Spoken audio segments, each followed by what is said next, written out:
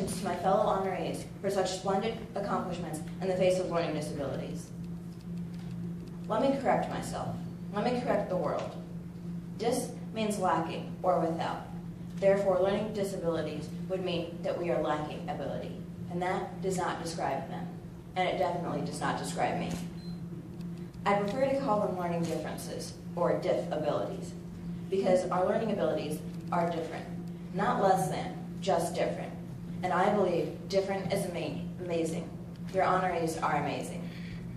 James Baldwin once said, "A journey is called a journey because you cannot know what you will discover on the journey, what you do with what you will find, and what you will find will do to you."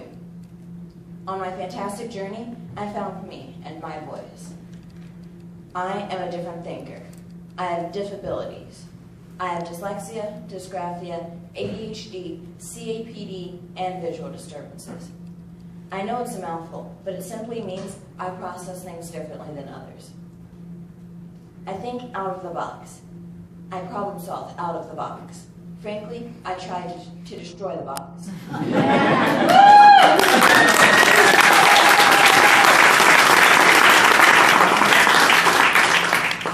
The problem is school is very much in the box.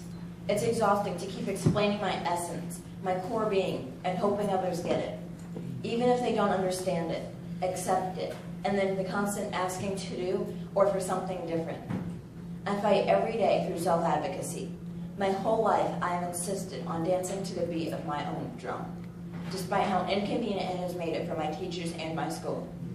I refuse to be limited. I refuse to give up.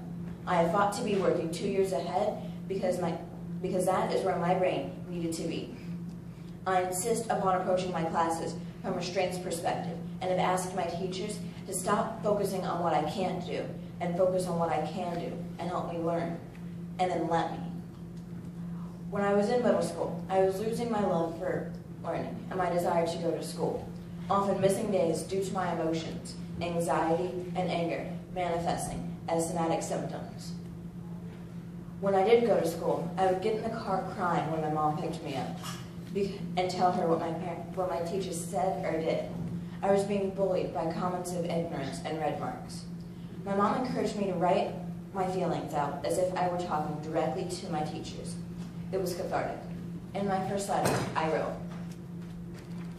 "I feel ashamed, embarrassed, unequal, disapproved, fearful, angry, and helpless.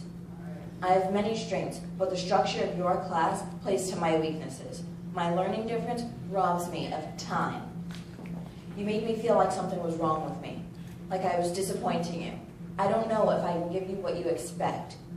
I'm not like them. Don't assume things about me. Ask me and talk to me. Please help me to help myself.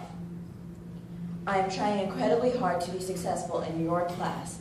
I need you to hear me, accept me, embrace me, encourage me, and truly believe in me and my different. You won't be sorry. I'm asking for your help. I need you to ask me how best for me to do it, and then support me, and be happy I know how I learn best, and then let me." That letter helped me find my voice, and I haven't stopped using it since. I've learned to actively communicate with my teachers and ask for the things I need. As I have become a better advocate for myself, I am better able to help my teachers see who I am outside of class. I am very different and much more confident outside of the classroom. I have come to realize that my extracurricular activities, especially robotics, are my refuge. Pursuing a career in STEM is a natural extension of who I am. I have always been precocious. Nothing was safe in my house when I was around.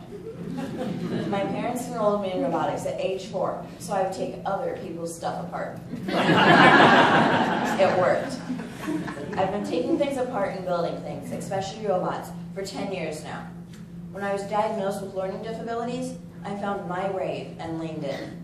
Because school is not made for me, and I try to fill my time with my passions, humbly serve others, and use my blessings.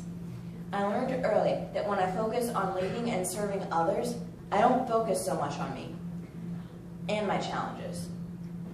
Being a different thinker makes me a good leader because it affords me a great deal of empathy. I know what it feels like to be different, to not quite fit in, for others to not quite get you, to wear your weaknesses like a scarlet letter. I actively demonstrate determination and grit every day of my life as an example for others. My mom says I have done more in my 14 years than many do in a lifetime. That's good, because I'm just getting started. STEM just comes natural, like breathing. STEM allows me to live in my strengths and have self-confidence. Robotics has become my refuge from school and teachers who just don't quite get me. When I'm creating robots and teaching kids, I feel invincible. This is what makes school bearable. I immerse myself in everything I can, using my strengths outside of school. It is mind over matter. I use my mind in robotics, so school doesn't matter. As much anyway. To all the people at Smart Kids, please continue your work because it is life-changing.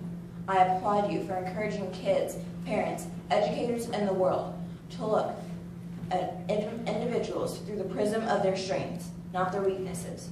I have realized what I put after I am defines me, and when I say I am different and I have diff abilities, it is a blessing because my different has helped me see there are different ways to do things, learn things, solve things, and that same is boring. We wouldn't move forward. We wouldn't have new, unique, and exciting. I wouldn't change my different for anything in this world. Thank you.